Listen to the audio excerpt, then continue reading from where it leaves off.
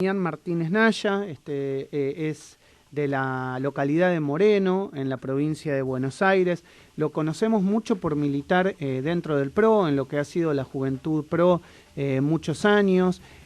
También durante el gobierno de María Eugenia Vidal estuvo como director del IOMA y muy amablemente nos atiende en la mañana de hoy. Hola Damián, buen día, ¿cómo te va? Maximiliano Lequi te saluda, ¿cómo andás? ¿Cómo estás, Maxi? Augusto, buen día. Bien, ¿cómo estás vos? ¿Cómo estás pasando todo lo que estamos viviendo relacionado con la pandemia y la situación epidemiológica y sanitaria en la provincia de Buenos Aires, que es lo que obviamente conoces también como exdirector del IOMA? La verdad, antes que nada, Maxi, déjame mandarle un saludo muy grande a las mujeres hoy al cumplirse 6 años del Ni Una Menos. Hoy a los varones, y nosotros que somos varones, tenemos una responsabilidad de aprendizaje muy grande y de un cambio cultural importante de cara al futuro para que las cosas no se repitan, así que también el rol nuestro en apoyarlas y acompañarlas es fundamental. Dicho esto, la verdad con mucha preocupación. Estaba viendo los datos de vacunación a nivel nacional y tenemos 3 millones de vacunas flotando en el aire. Nosotros en la provincia de Buenos Aires, un 36% de los policías bonaerenses vacunados. Estamos muy atrás. Tenemos efectivos realmente complicados en su salud. Inentendible por qué no se los vacuna. Sí, obviamente uno sabe perfectamente cómo pesa la cuestión ideológica, pero en materia de salud no debería pesar la cuestión ideológica. Ujú. Me parece que estamos politizando la pandemia, me parece que el gobierno todos los días trata de politizar la pandemia, ayer con declaraciones, la verdad, desafortunadas de la ministra de Salud, quien yo creo que tiene que estar abocada completamente a conseguir vacunas y a reforzar los contratos que su antecesor, la verdad, lamentablemente rechazó, no realizó, pongámosle el término que queramos, pero nosotros necesitamos 85 millones de vacunas y hoy estamos en 17 millones, estamos muy atrás. Y aplicadas tenemos 13 millones y tenemos 3 millones en el aire. Es una locura. Ayer veía que Felipe Miguel, que está internado, y le mando un saludo grande para que se recupere, Sí, el jefe de gabinete de la ciudad de Buenos Aires, sí. comentaba que el 97% de las vacunas que llegaron a la ciudad ya están aplicadas. Hoy terminaban de aplicar la totalidad. Eso en la provincia de Buenos Aires no nos pasa. Ujú, ujú. Nosotros no tenemos esa capacidad de gestión, o la tenemos, pero la verdad es lamentable cómo la instrumentan. En vez de utilizar los vacunatorios de la provincia, que están todos vacíos, de hecho nosotros en Moreno tenemos hasta una salita que está desarmando el municipio, en Francisco Álvarez, por lo cual la salud dejó de ser prioridad hace rato. Tenemos una guardia terminada de la gestión María Eugenia Vidal del Hospital Provincial sin inaugurar, que le están dilatando la inauguración para la época electoral. Está terminada. Es simplemente pasar por la puerta y te vas a dar cuenta. Es una guardia que está terminada hace 2 años. Demian, es importante lo que me estás diciendo en relación a las vacunas, es decir, que la cantidad que se necesitaría en la Argentina y las que tenemos. Ahora, cuando vos le preguntas a funcionarios, a legisladores o a representantes del gobierno, te dicen, bueno, pero a ver, nosotros las compramos y en muchas las pagamos y en definitiva, digamos, el atraso respecto a la llegada de vacunas no nos está pasando a nosotros, les está pasando a todos los países que no son centrales. ¿Qué, eso es real? ¿No es real? ¿Es así? ¿Hay algún tipo de picardía en esa declaración? El otro día vi el programa de Doman, hizo un informe muy detallado de Latinoamérica y la recepción de vacunas. El problema de Argentina es la no celebración de contratos, el encerrarse en cuestiones ideológicas y no cerrar contratos. Todos los países están en déficit en cuanto a la entrega en relación a lo contratado. Y eso es algo natural en un contexto de escasez mundial. Esto no es algo que nosotros nos desayunamos hoy, que el mundo iba a tener una necesidad de vacunas y un volumen enorme que los laboratorios no iban a poder producir. De hecho, por eso se liberaron las patentes en muchos laboratorios y se multiplican las posibilidades de producción a nivel mundial. Ahora, la realidad es, hay una ineficiencia del gobierno, una inutilidad por parte de los funcionarios, de no entender que vos tenés que celebrar la mayor cantidad de contratos y que el porcentaje es el mismo. Acá y en todos los países de Latinoamérica se entregó la misma cantidad de dosis de los contratos realizados, el 12%. Vos me decís, es mucho, ¿no? Claramente no lo es, pero hay que seguir vacunando. Y nunca un sobrante de vacunas, o como lo escuchaba Ginés en la entrevista con Winiarski, que me pareció lamentable, decir, bueno, con estas vacunas ya estábamos, y vos haces el cálculo y ni siquiera llegás al 50% de lo que necesitamos. La verdad que a veces uno siempre parte de la buena fe y quiere partir de la premisa de que el otro tiene la misma buena fe. Pero uno no puede ya en este contexto y viendo las posiciones del gobierno creer que tienen buena fe. Yo creo que acá va a haber que hacer un análisis exhaustivo en materia judicial No ahora, pues sabemos la justicia argentina siempre actúa tarde, lamentablemente, pero de acá a unos años vamos a ver, me parece, condenas importantes, porque yo creo que es criminal ya la cuestión. Ya pasa a una cuestión de ser negligente o incapaz. Me parece que hay decisiones que son directamente criminales.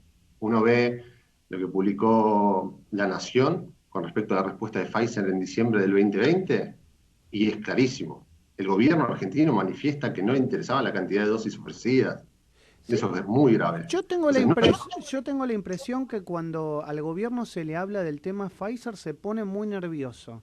No sé si es tu misma impresión, o sea, no tengo, digamos, los datos objetivos que seguramente tengan otros referentes de la oposición, como fue Patricia Bullrich, para decir lo que dijo, pero sí, digamos, mirándolo desde afuera, le tocan Pfizer y es como que el gobierno tiene que salir a decir algo. De hecho, Ginés González García no había hablado hasta que salió el tema de Patricia Bullrich con Pfizer.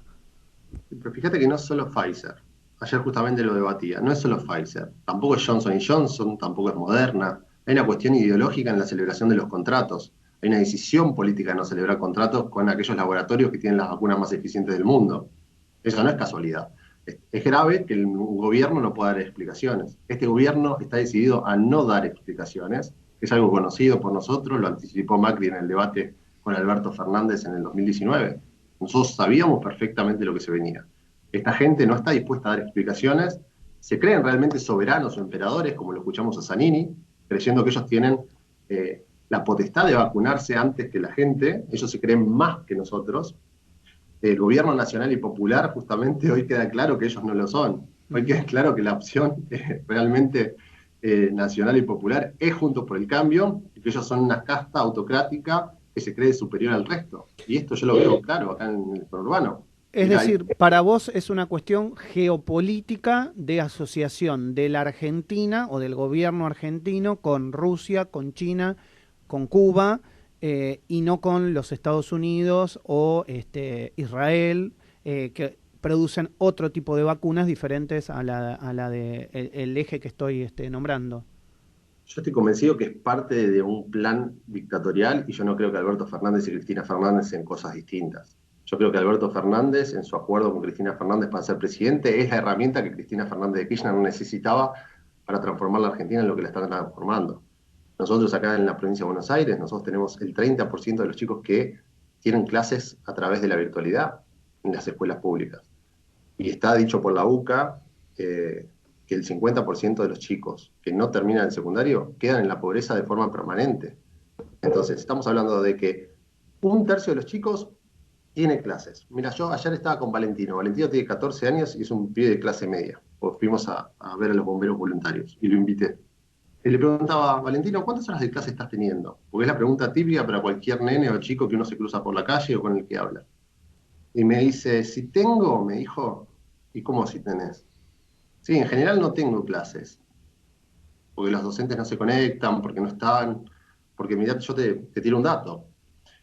En la provincia de Buenos Aires, los módulos docentes que se habilitan de las escuelas, Uh hoy -huh. a través de la virtualidad, y como es por puntaje, los están tomando los docentes de mayor antigüedad, que son en general los que están gremializados por su TEBA.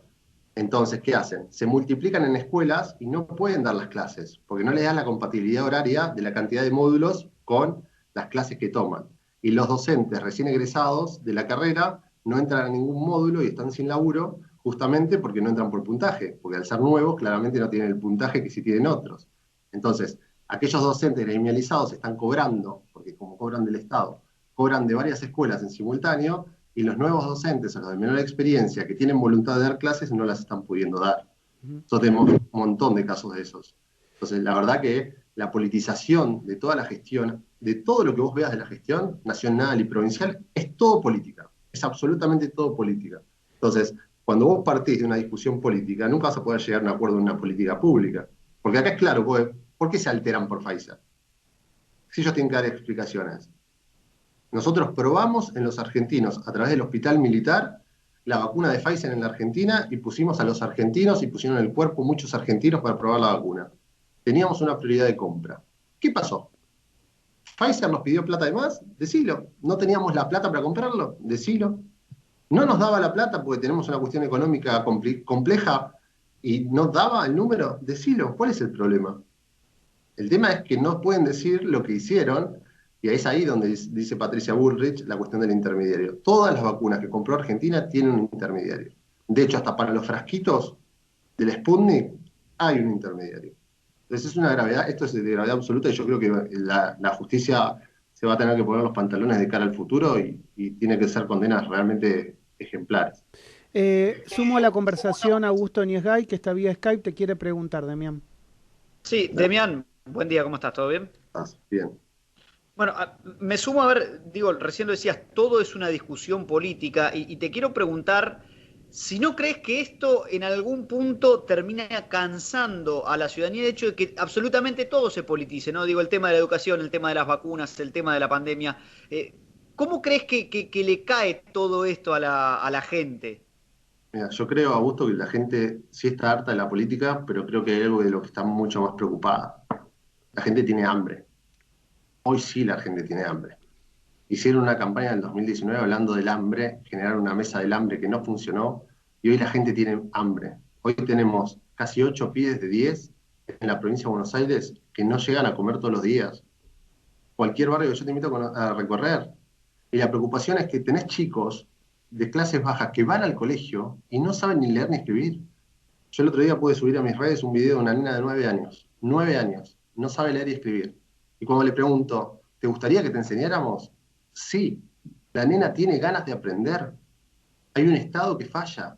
Y te tenés que fumar por todos los medios. Enterarte que ayer Cristina Fernández de Kirchner y Sergio Massa, que están bastante callados con la responsabilidad que tienen, no bastante, están absolutamente callados, le aumentan un 40% el salario y las dietas a los empleados públicos, los empleados del Congreso, que son empleados públicos.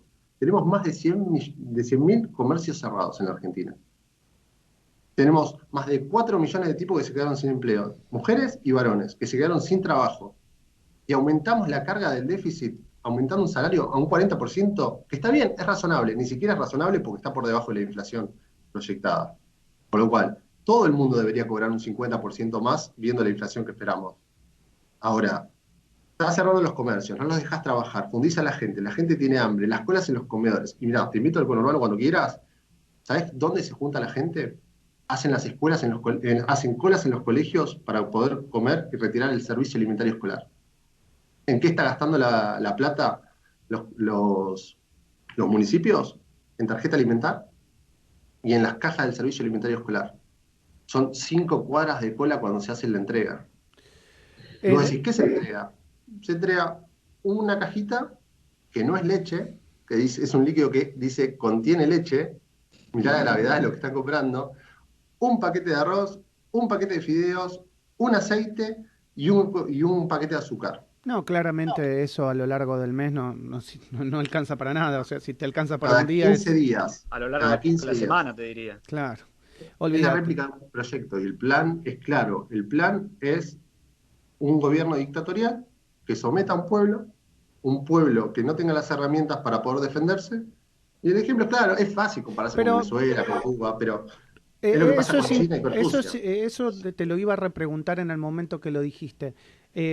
Porque vos, digamos, es no menor decir que vos crees que el plan es un gobierno dictatorial para someter a través del hambre. Ahora, también uno entiende que desde el gobierno te dicen, bueno, no recibimos la economía argentina en las mejores situaciones y uno está haciendo malabares, por ejemplo, para pagar deudas que se tomaron durante el gobierno anterior.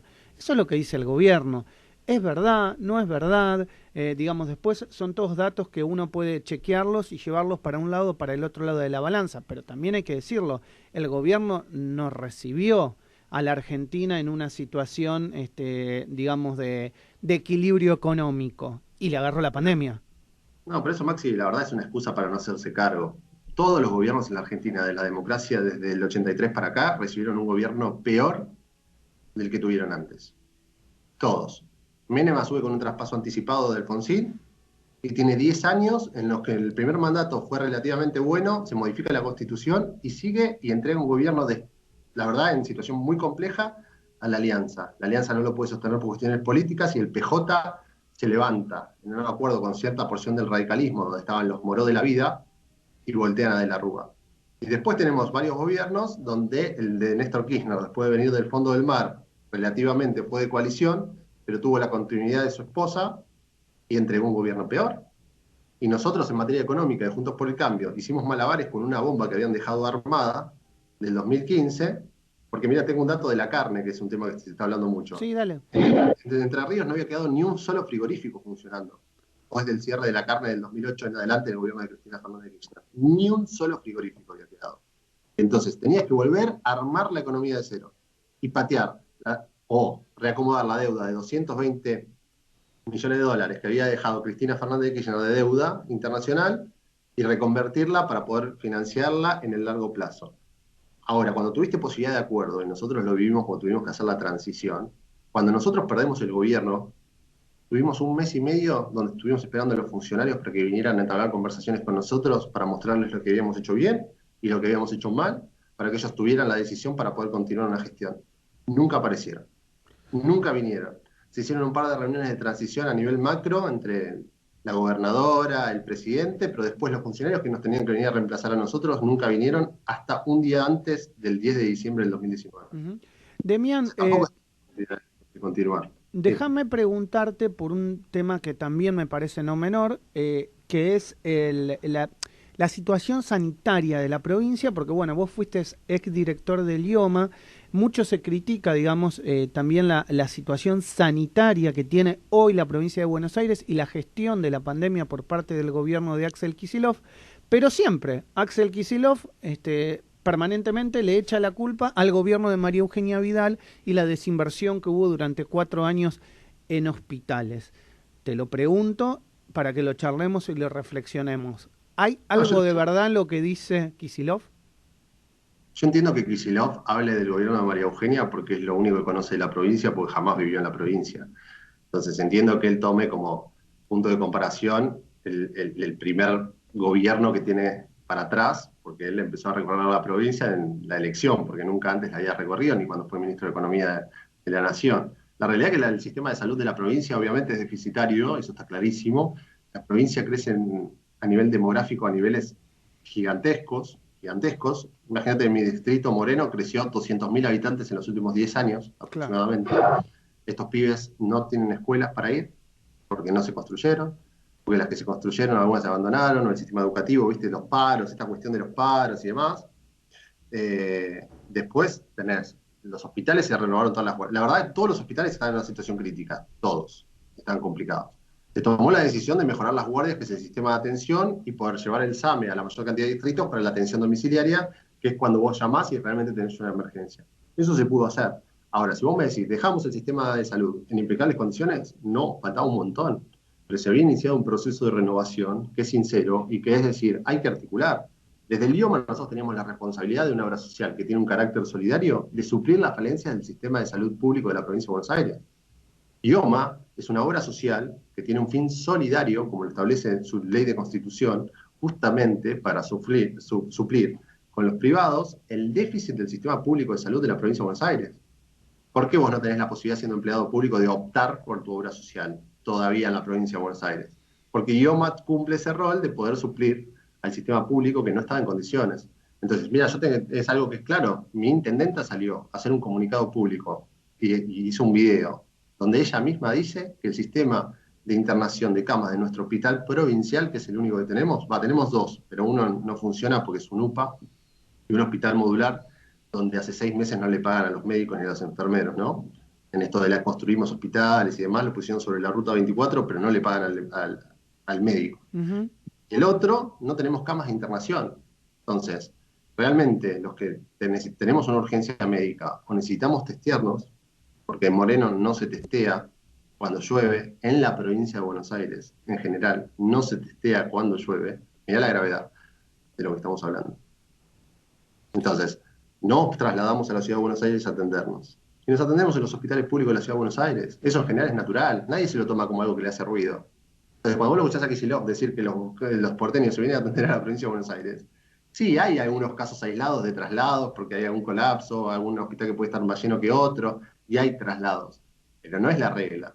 La regla es que todos los que estamos cerca de la ciudad de Buenos Aires, agarramos el auto y en 15, 20 minutos estamos en la ciudad de Buenos Aires en un hospital público y tenemos la atención que no tenemos en el hospital. Demian, veo y me doy cuenta que estás recorriendo la provincia, que estás recorriendo los lugares, y la pregunta no escapa al punto de vista político. ¿Tenés ganas de ser intendente, tal vez de Moreno, de colaborar de algún tipo de forma? O sea, yo que te conozco hace años, sé que estás militando hace gran cantidad de años y que sos contente en lo que decís, con lo que militás, pero es bueno saber si con tu edad tenés ganas de presentarte un cargo electivo o irás detrás de la decisión de tal vez de María Eugenia Vidal. Yo lo hablé con María Eugenia y yo trabajo con Cristian Ritondo. La verdad es que nosotros estamos con la vocación absoluta de hacer crecer Juntos por el Cambio como corresponde de una forma sana. A mí me toca ser parte de la primera generación de jóvenes del PRO, los primeros que nos sumamos cuando Mauricio todavía no era jefe de gobierno en su momento, pero creíamos que había otra forma Me de hacer las acuerdo, cosas. me acuerdo. Y hoy nos toca, ya con edades más adultas, yo tengo 32 años, recién justamente hacía un comentario de, a veces te subestiman por ser joven, pero tenemos demasiada experiencia en el corto tiempo, porque justamente somos la renovación de la política de la que tanto se habló. Porque uno dice, la renovación de la política de la que tanto se habló, ¿dónde está? Sí, somos nosotros. Entonces estamos construyendo otra forma de hacer política en la provincia de Buenos Aires, y sí, tengo vocación de participar y competir en esta elección, pero siempre con el objetivo claro de hacer crecer una forma que nosotros tenemos muy en clara, que es política sana. La política no se viene a servir. Yo no vengo a ser rico, ni cambio mi estilo de vida, ni dejo de alquilar para poder vivir, porque lamentablemente en la Argentina no puedes comprarte absolutamente nada de la política. Me podría dedicar a lo privado, justamente ayer estaba con un vecino y hablábamos de eso. Yo si me dedicara, además de mi profesión, yo soy martillero público, corredor inmobiliario, y además de eso me dedicara simplemente a lo privado, seguramente tendría un ingreso mayor, pero no lo siento. Yo siento que esta Argentina hay que transformarla y que estos pibes que no pueden ni siquiera terminar el secundario y muchas veces el primario de mi distrito viven en una situación de abandono absoluto. Entonces creo que el Estado hay que reconstituirlo y sí, vamos a salir a competir fuerte en la provincia de Buenos Aires y justamente es esto lo que le molesta al kirchnerismo. Ya perdieron el absolutismo en la provincia de Buenos Aires, que era su gran bastión, y hoy en todos los distritos nosotros estamos representados. En el 2015 nos costaba mucho, no éramos tantos, habíamos ganado el gobierno nacional y habíamos ganado el gobierno de la provincia, pero no teníamos el volumen político que hoy tenemos. Hoy somos muchos en todos los distritos, en todo el país, que vamos a salir a dar la batalla y yo creo que nos va a ir muy bien y creo que hay una gran posibilidad de que, como dice Mauricio, este sea el último gobierno populista de la Argentina, por lo menos por los próximos 20 años. Demian, gracias por estos minutos siempre con mi programa, con Radio Sónica. Te mando un abrazo grande y bueno, espero pronto que toda la situación epidemiológica cambie para poder hacer una entrevista más profunda aquí en el piso. Te mando un abrazo muy grande. Un abrazo, Maxi, Augusto. Gracias a todos. Saludos. Demian Martínez Naya, ex director del IOMA durante la gestión de María Eugenia Vidal, charlando en la mañana de Radio Sónica.